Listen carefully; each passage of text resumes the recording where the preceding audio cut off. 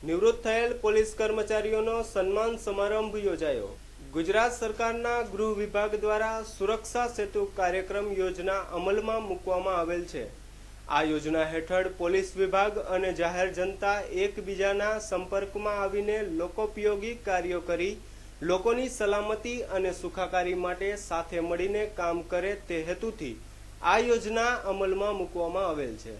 આ કાર્યક્રમમાં રાજકોટ રેન્જના IGP Pravin Sinha, Jamnagar collector Nalin Upadhyay, Jamnagar police અધિક્ષક નીરજકુમાર બડગુજ્જર, દેવભૂમિ દ્વારકાના પોલીસ અધિક્ષક જગદીશ પટેલ ઉપસ્થિત રહ્યા હતા।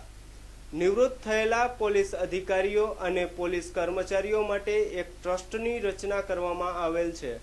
જિલ્લા પોલીસ હેડક્વાર્ટર્સ ખાતે આ માટે તેઓને ઓફિસ રૂમ ફાળવવામાં આવ્યો છે। પોલીસ હેડક્વાર્ટર્સ ખાતે તેઓ માટે ઇન્ડોર રમતો રમી શકે તે માટે કેરમ બોર્ડ, ચેસ બોર્ડ અને ઇન્ડોર ગેમની અન્ય સુવિધાઓ ઉપલબ્ધ કરવામાં આવી છે।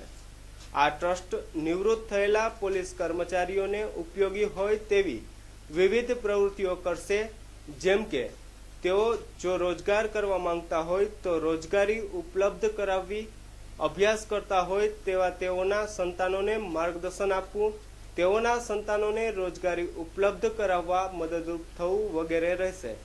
કાર્યક્રમના અંતે ગુજરાત રાજ્યના પોલીસ મહાનિર્દેશક અને મુખ્ય પોલીસ અધિકારી પીસી ઠાકુર રેકોર્ડેડ વિડીયો શુભ સંદેશ પ્રસારિત કરવામાં આવેલ।